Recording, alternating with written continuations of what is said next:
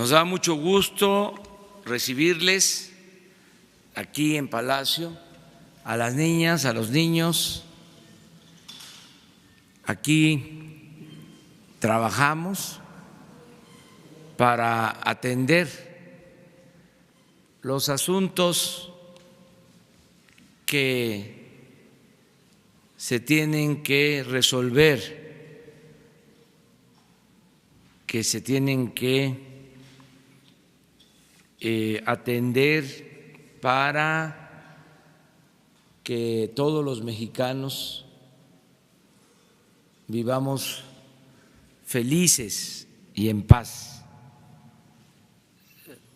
Las niñas, los niños, los jóvenes, los papás, las mamás, los abuelitos, las abuelitas, que seamos muy felices en México.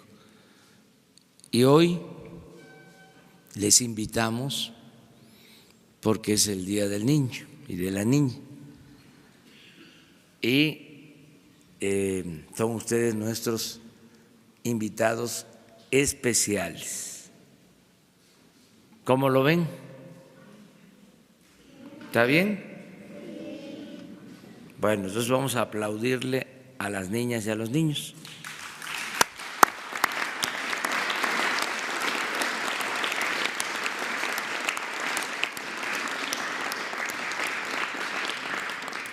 Y la felicitación a todas las niñas y los niños de México. Parte de nuestro trabajo es informar a los ciudadanos de lo que se hace en el gobierno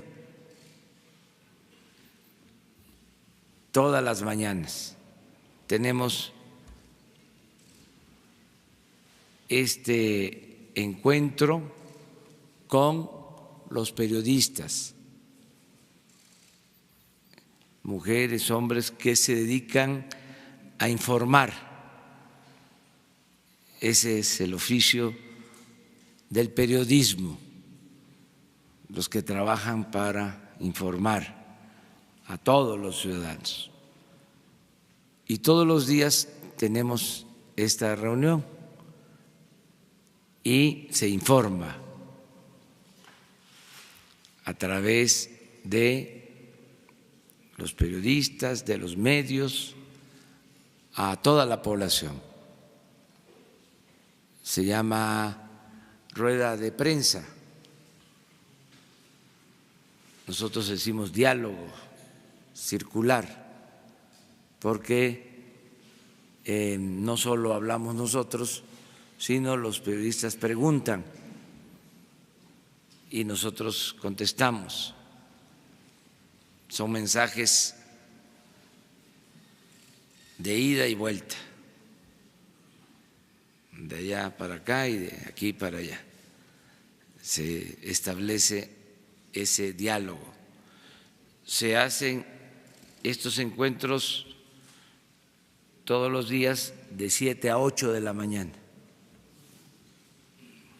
Por eso son las 7:02. Se llevan a cabo estos encuentros con los periodistas. Les invitamos para que puedan ustedes ahora, como testigos, como invitados especiales, presenciar cómo es esta conferencia de prensa. Vamos a comenzar ya. Ahora en las sillas de atrás están las periodistas y los periodistas, que siempre están aquí adelante, pero ahora ustedes son los invitados especiales, por eso están en las primeras filas. Voy a informar a las compañeras, compañeros de los medios de comunicación y a los ciudadanos que nos ven, que nos escuchan, que estamos muy contentos, muy satisfechos por la aprobación ayer en el Senado de la reforma laboral. Fue un avance importante porque se logra que los trabajadores tengan garantizados sus derechos para elegir con libertad a sus representantes, que los líderes sindicales no sean impuestos, sino que sean electos por los trabajadores y que haya democracia sindical. Antes de esta reforma no había voto libre, directo, secreto de los trabajadores para elegir a sus representantes sindicales. Ahora van a ser los trabajadores los que van a decidir libremente. Es un gran avance en beneficio de los trabajadores de México. Esto que se logró gracias a la participación de todos los sectores, porque esta reforma fue apoyada por los empresarios, fue apoyada por los sindicatos, fue apoyada por los legisladores, por los senadores, también por los diputados. Va a ser apoyada esta reforma. Tiene esta reforma, además, un complemento que es muy importante, que se cumple con un compromiso que se hizo con el gobierno de Estados Unidos para la firma del Tratado de Libre Comercio. Se hizo el compromiso de que se iba a llevar a cabo una reforma laboral apegada a lo que exigen las normas internacionales en cuanto a la defensa de los derechos laborales. Entonces, al aprobarse ayer esta reforma laboral, se cumplen dos propósitos. El principal es que se benefician a los trabajadores mexicanos, porque se establece la democracia sindical, el voto libre, el voto secreto, el que se consulte siempre a los trabajadores, que no hagan acuerdo los líderes a espaldas de los trabajadores, para que así defiendan los derechos que tienen los trabajadores mexicanos. Ese es el propósito principal, pero también, repito, se cumple con el compromiso que se hizo con el gobierno de Estados Unidos. Estamos demostrando que en México cumplimos los compromisos. Se dijo que se iba aprobar esta reforma y ya cumplimos. Ahora corresponde al gobierno de Estados Unidos, a los legisladores de Estados Unidos, terminar de aprobar el Tratado de Libre Comercio. Nosotros estamos cumpliendo y queremos ese Tratado de Libre Comercio con Estados Unidos y con Canadá. Para hablar sobre esto he invitado a Jesús Seade, economista, subsecretario de Relaciones Exteriores y quien nos representa en las negociaciones del Tratado de Libre Comercio. Él es el representante de nuestro gobierno en las negociaciones que se llevan a cabo en Estados Unidos y en Canadá, Jesús Seade.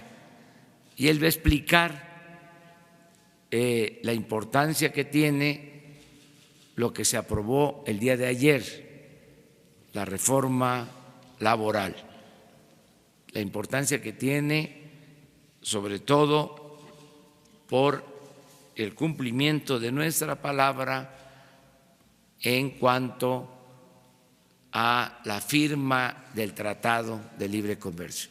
Entonces vamos a escuchar a Jesús Seade.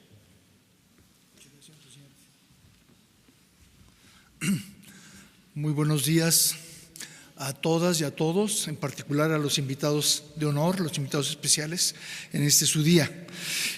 Pues en efecto, como dijo el señor presidente, hemos completado una reforma, la legislación para una reforma extremadamente importante para México.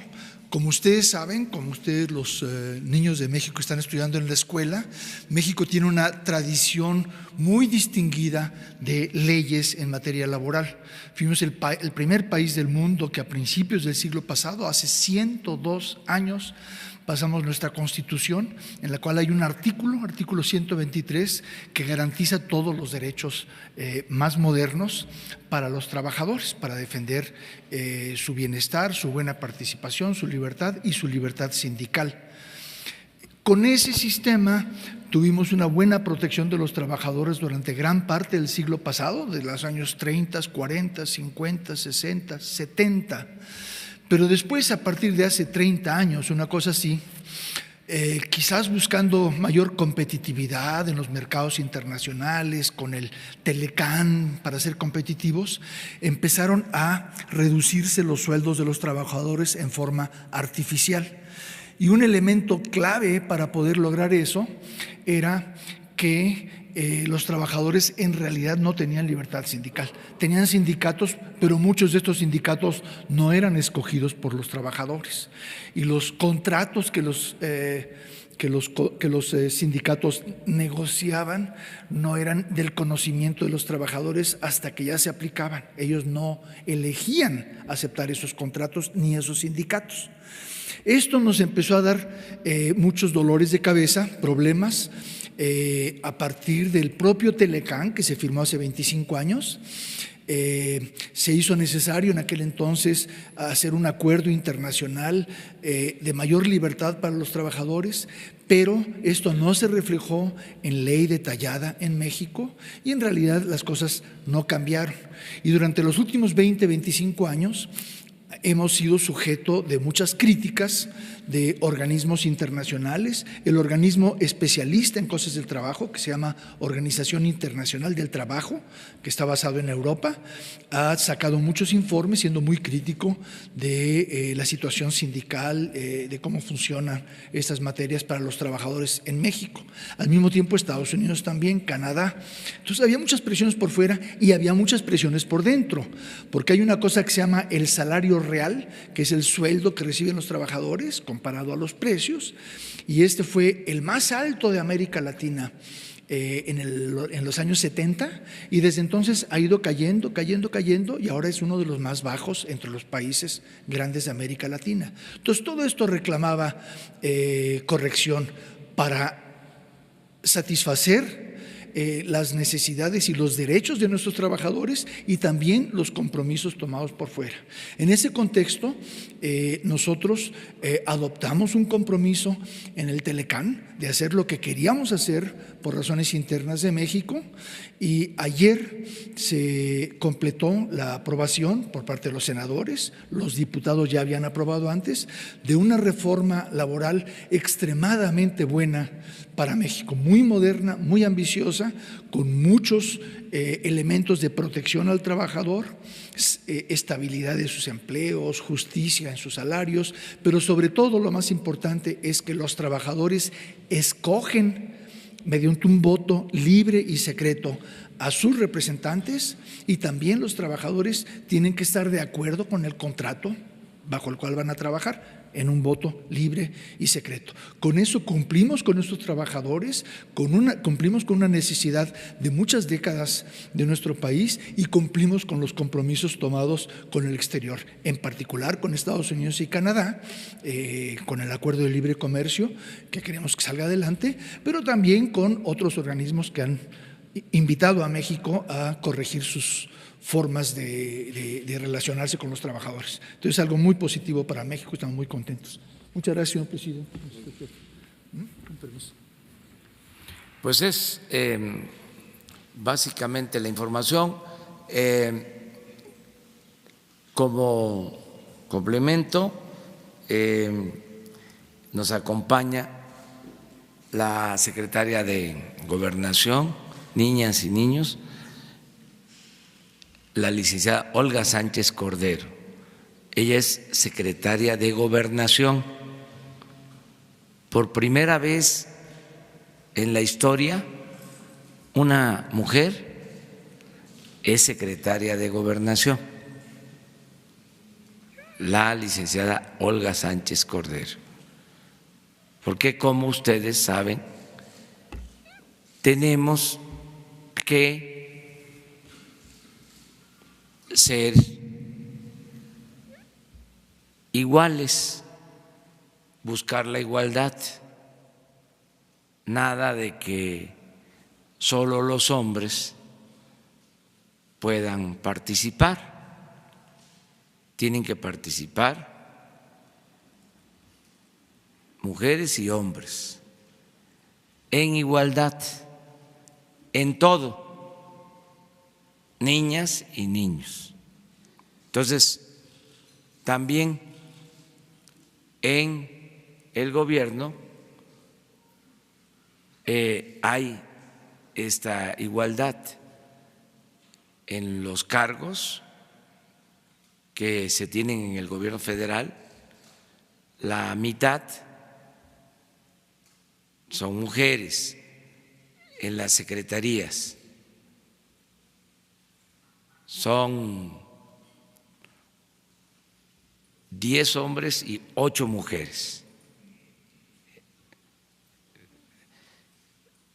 Así es el gobierno, el gabinete. En la Cámara de Diputados y en la Cámara de Senadores, lo mismo, ya se logró también esta igualdad, mujeres y hombres, igual. Antes no era así. Ya hemos ido avanzando en eso y hay que seguir avanzando. Y también nos acompaña el secretario de Educación Pública, Esteban Moctezuma. Él es el encargado de todo lo relacionado con la educación pública, el preescolar, la primaria, la secundaria. Ustedes están en primaria, ¿no? ¿En qué año? Segundo. O sea, tienen 7 años. en promedio. 8. 7, claro, 7. Esteban se hace cargo de preescolar, primaria, secundaria, que se le llama educación básica. Luego, también Esteban se hace cargo de la educación media superior, lo que antes se conocía como preparatoria, que son los colegios de bachilleres, las escuelas técnicas, y también se hace cargo de la educación superior, las universidades, los institutos, y más allá de la licenciatura están los posgrados, maestría, doctorado, toda la educación, que es muy importante. Eso es el trabajo de Esteban, que trata con las maestras, los maestros de México, que son muy buenos. ¿Ustedes qué opinan de las maestras y de los maestros? ¿Son buenos? ¿Son buenos? A ver. Esto es muy importante. ¿Sí les enseñan? Sí. Bueno, un aplauso para las maestras y los maestros.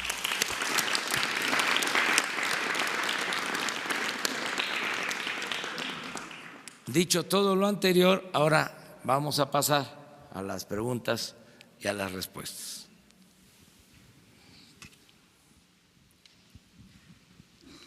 Presidente Constitucional de México, Carlos Pozos, de Líderes Mexicanos y Petróleo y Energía. Presidente, pues ya en el tema laboral, yo quisiera preguntarle, pues mañana es Día del Trabajo, saber si usted va a trabajar y saber si va a haber el desfile del 1 de mayo como se venía haciendo en años anteriores. Y sobre ese mismo tema, señor presidente, quisiera saber respecto al programa de Jóvenes Construyendo el Futuro. Se tiene reportes que hay 23.900 inscritos, pero que serán capacitados en tortillerías, fondas y tiendas y no tendrán el conocimiento de nuevas habilidades que usted nos pudiera explicar. Esa es la primera pregunta y una más nada más, si usted me responde. Sí, mañana en efecto es Día del Trabajo. Como lo han hecho siempre los sindicatos, van a manifestarse, va a haber marchas de las distintas organizaciones laborales, es su derecho de manifestación, van a expresarse con libertad todos los sindicatos. Tengo ese informe, empiezan a reunirse desde muy temprano todas las expresiones sindicales, todas las corrientes, todas las tendencias que hay en el sindicalismo mexicano. Y yo estoy haciendo una invitación a dirigentes de todas las expresiones, lo más plural que se pueda, para que podamos convivir mañana al mediodía, terminando las manifestaciones, invitar a algunos dirigentes para que podamos platicar y reafirmar nuestros compromisos con el sector laboral. ¿Pero va a encabezar usted desde balcón presidencial? No, porque en esta ocasión es una manifestación libre, de todos los trabajadores. Vamos a analizar si conviene o no el hacerlo como se acostumbraba anteriormente. Yo soy más partidario de que el Día del Trabajo sea un día de manifestación libre de las demandas de los trabajadores, que haya independencia, autonomía y que incluso se expresen las denuncias y las inconformidades en contra del gobierno, como debe de ser. Así surge este día, para eso se estableció, para conmemorar un hecho histórico en el que se comete una gran injusticia a los trabajadores, que se reprime a los trabajadores en Chicago. Por eso surge este día y es un día para la protesta, no para el aplauso. Es para que los trabajadores se manifiesten. Es muy importante lo que comentaba Jesús Seade. A ver si ponen la gráfica, porque en este marco es que se va a conmemorar el Día del Trabajo. Jesús nos explicaba de lo que ha significado la política neoliberal o neoporfirista en cuanto al salario de los trabajadores. Luego de ser México el país con los mejores salarios en toda América Latina, miren allá arriba, 1976, miren cómo viene cayendo, lo rojo es cómo se viene deteriorando el salario y llega a ser uno de los salarios más bajos de América y del mundo.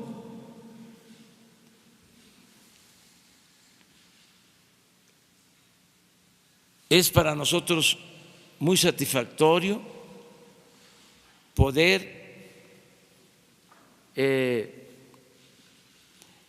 decir que al inicio de este gobierno se da un aumento al salario mínimo y también a los salarios en general. Y ya se ve aquí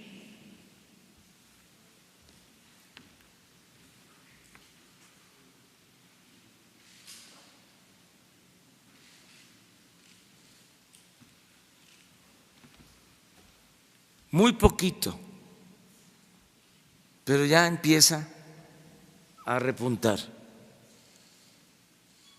ya cambia, ya no va a seguir cayendo, va a ir poco a poco el salario recuperando su poder de compra, su poder adquisitivo. Entonces, en este marco es que el día de ayer se aprueba la reforma laboral y mañana pues es el Día del Trabajo.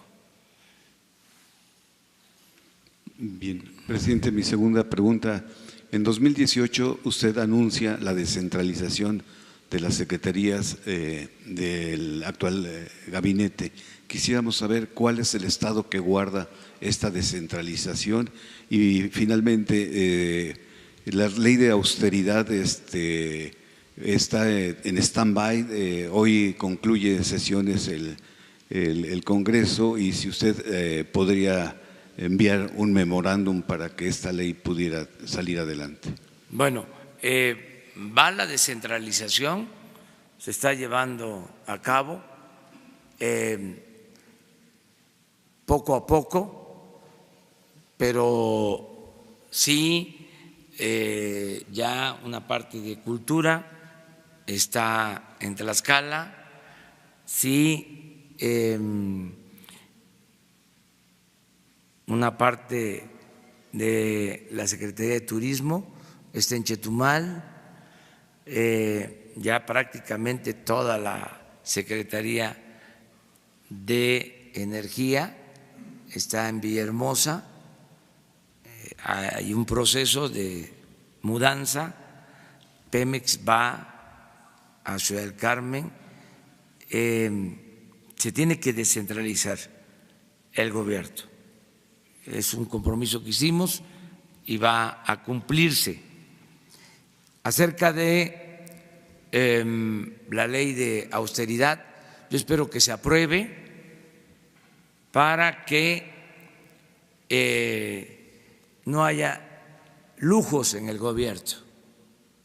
Ya se han tomado medidas, sin esa ley ya se redujo el salario de los altos funcionarios públicos, ya no hay fondo de ahorro especial para los altos funcionarios públicos, ya no hay atención médica privada para los altos funcionarios públicos, ya no se viaja en avión, en helicóptero particular, privado, todos tenemos que viajar en aviones de línea. Ya han habido muchas medidas de austeridad, pero falta que se apruebe la ley porque vienen otras medidas. ¿Cuáles? Por ejemplo, el uso de vehículos. No se van a comprar vehículos nuevos, ni se van a rentar vehículos en el gobierno, en toda la administración. Solo las patrullas, las ambulancias, los equipos para bomberos, lo que se requiera para la protección civil, pero no vehículos particulares para funcionarios públicos. ¿Qué otras medidas? Se va a reducir al mínimo los viajes al extranjero. Van a ser autorizados por el presidente. No van a poder salir del país si no hay una autorización y una comisión especial que lo amerite. Vamos a controlar todo el gasto en viáticos, se va a controlar el gasto en combustibles, en la telefonía. Va a ser un gobierno completamente austero. Ya se están tomando estas medidas, pero estamos esperando la aplicación o la aprobación de esta ley para que no haya gobierno rico con pueblo pobre, que no nos ensimismemos, porque lo que pasaba es que todo el presupuesto se quedaba en el mismo gobierno y no se destinaba el presupuesto al pueblo. Todo el presupuesto era para pagar sueldos elevados, para que los altos funcionarios se dieran la gran vida y no había presupuesto para atender las necesidades de la gente. Ahora le va a costar mucho menos el gobierno al pueblo, porque le costaba mucho al pueblo de México mantener al gobierno. Era un gobierno mantenido y bueno para nada. Todo esto va a cambiar. Muchas gracias. ¿Ustedes dos? Señor presidente, Jaime Hernández de Bajo Palabra. Usted ha dicho reiteradamente que primero, antes que otra cosa, la justicia y el combate a la corrupción. También ha expresado su respeto a la autonomía de los poderes de los estados.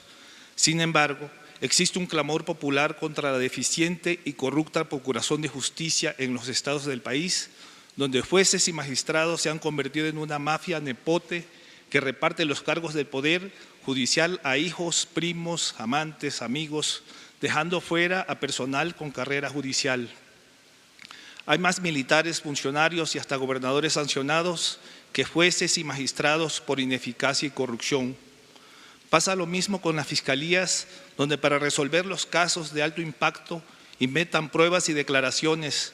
Un ejemplo es en Guerrero, donde un padre y su hijo fueron secuestrados por judiciales y luego presentados como culpables de homicidio de un empresario. Este tipo de inmoralidades del Poder Judicial se repiten a lo largo del país. Mi pregunta es, ¿cómo hará usted para que la justicia y el combate a la corrupción de la Cuarta Transformación alcance también a la corrompida procuración de justicia en el país, respetando la autonomía de los poderes de los estados? ¿Ha pensado que también hace falta una purificación del Poder Judicial en el país para que haya justicia confiable y sobre todo expedita?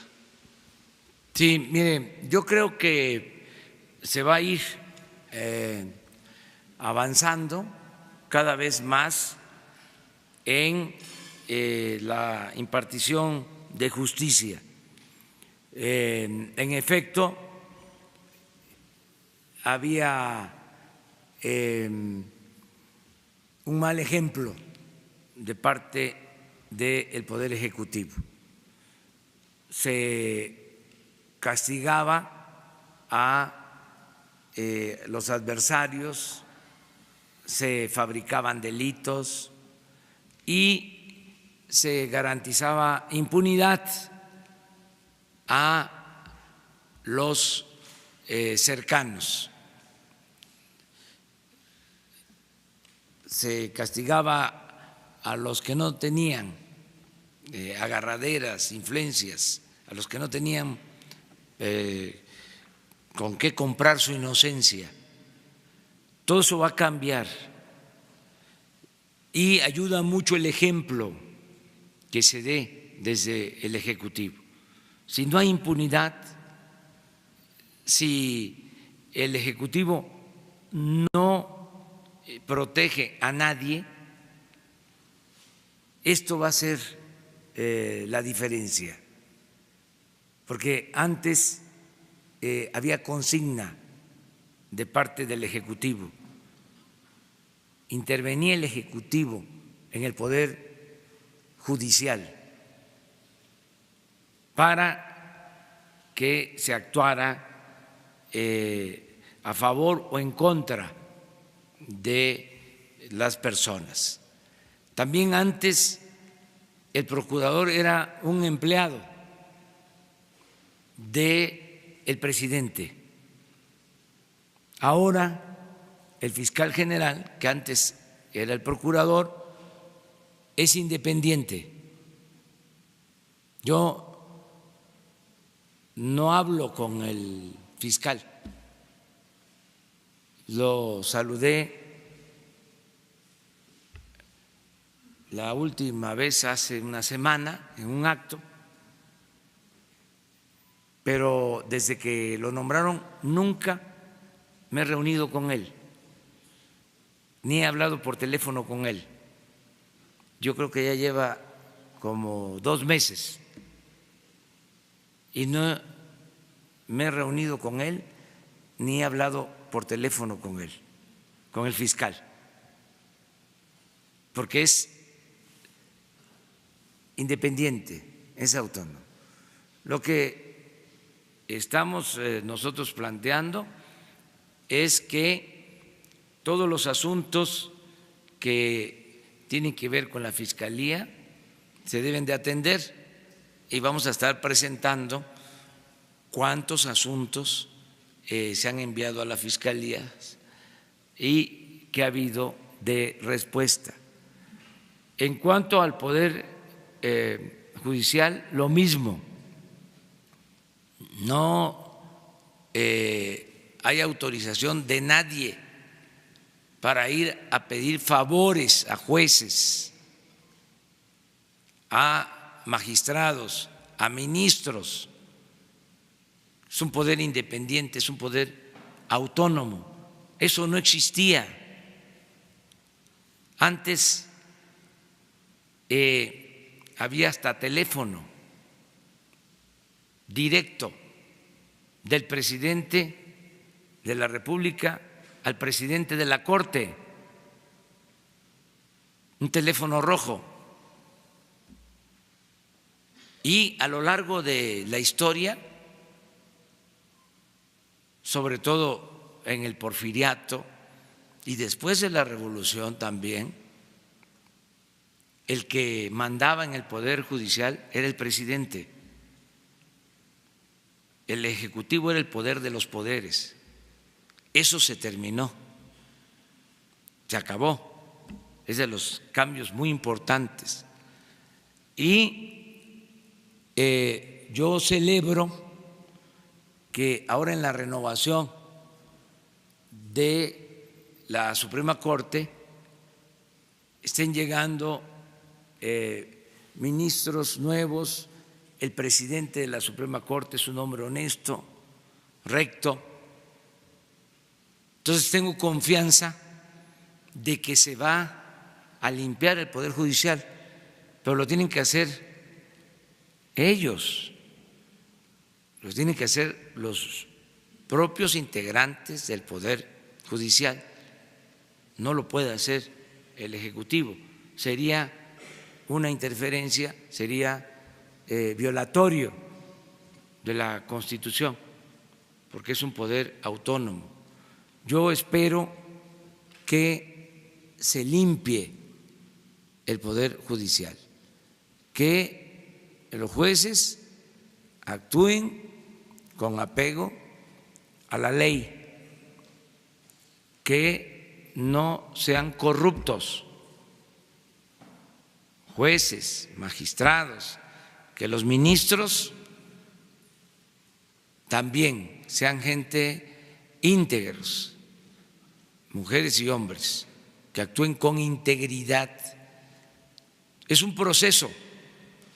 Y luego están los poderes de los estados, que son gobiernos soberanos, también autónomos. Sería muy bueno que los presidentes de los tribunales superiores de justicia de los estados no fuesen empleados de los gobernadores, porque resulta, con todo respeto, que la mayoría de los presidentes de los poderes judiciales en los estados, el Tribunal Superior de Justicia del Estado, depende del gobernador, casi en todos. Es una mala costumbre. Entonces no hay independencia. Cuando fui jefe de gobierno, fueron a verme los magistrados del Tribunal Superior de Justicia del Distrito Federal en ese entonces para decirme, porque iban a elegir al presidente, que si cuál era mi opinión y les recomendé que de manera libre los magistrados eligieran al presidente. Estaban sorprendidos, pero así se hizo, de manera democrática. Los mismos magistrados en el Distrito Federal eligieron al presidente. Eso no se acostumbraba y todavía no se ha cambiado esa práctica en la mayoría de los estados. Ojalá y se le dé libertad, autonomía, o que el Poder Judicial en los estados se revele. La libertad no se implora, se conquista. ¿Cómo van a estar los del Poder Judicial en un estado o los del Poder Legislativo en un estado? Porque también sucede con los congresos locales, subordinados a los titulares del Poder Ejecutivo en los estados. Es un proceso de cambio. Y regresamos a lo de ayer. Imagínense que ahora los trabajadores van a poder elegir a sus dirigentes, voto libre, secreto. Me han informado que se aprobó en el Senado también una modificación al artículo 123 para que la democracia sindical aplique a los trabajadores al servicio del Estado. Ojalá y se apruebe, porque entonces también los maestros van a tener que elegir a sus dirigentes sindicales con voto libre, directo, secreto. Y la verdad va a ser muy interesante observar una elección de todos los maestros de México para ver quiénes van a ser sus dirigentes en elección abierta, libre, con voto secreto. Y sería extraordinario, eso sería un paso más, que estas elecciones las organizara el Instituto Electoral. Se podría llevar a cabo. Entonces, todos, sin compra de voto, sin amenazas, voto libre. Imagínense, en el sindicato petrolero me lo plantean, me lo están demandando, pero yo no puedo intervenir. Ahora, ya con la nueva ley, los dirigentes de secciones del sindicato petrolero tienen que ser electos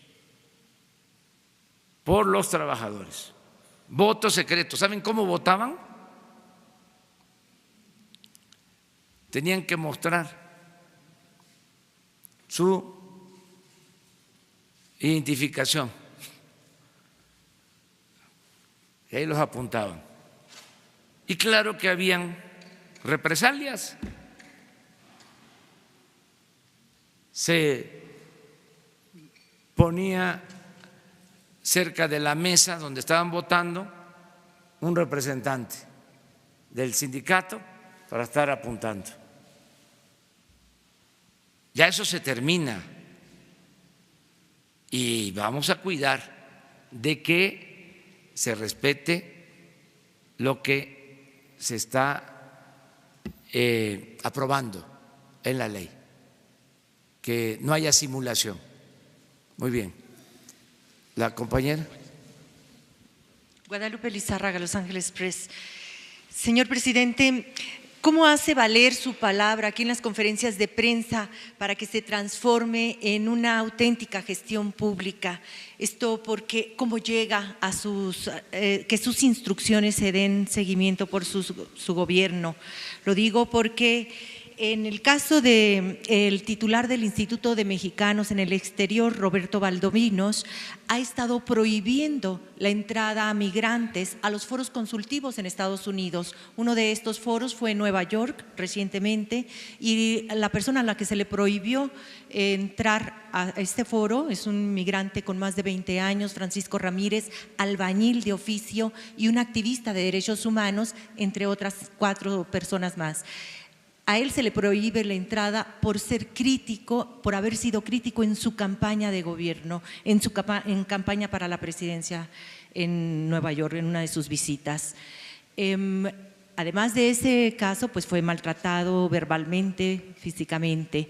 Otro de los puntos es la libertad de expresión, la censura, que aquí mismo en la conferencia de prensa yo he sufrido, porque su conferencia de prensa fue cortada en mi denuncia sobre la falsedad del caso Wallace por revelar las agresiones de parte de Isabel Miranda, y en esta parte Notimex cortó esa parte del video. Y además también hay denuncias en el Senado, hay un punto de acuerdo por las violaciones a los derechos laborales de corresponsales en el extranjero, también por esta agencia del Estado. Esa es mi pregunta. Muchas gracias. Sí, mire, ya se escuchó la denuncia y el secretario de Relaciones Exteriores tiene que atenderlo. No hay ninguna indicación para limitar a nadie su derecho de manifestación, a nadie. Puede ser que alguien se tome estas atribuciones y además también no se puede de la noche a la mañana eliminar por completo el autoritarismo. Llevamos unos meses, siempre digo que todavía no termina de irse el viejo régimen con sus prácticas y no termina todavía de nacer lo nuevo. Es un proceso de transición, lleva tiempo, porque es un asunto incluso de mentalidad, de cambio de mentalidad. Sí, entonces poco a poco tienen que ir entendiendo de que nosotros somos servidores públicos, siervos de la nación, y que tenemos que escuchar a todos y respetar a todos.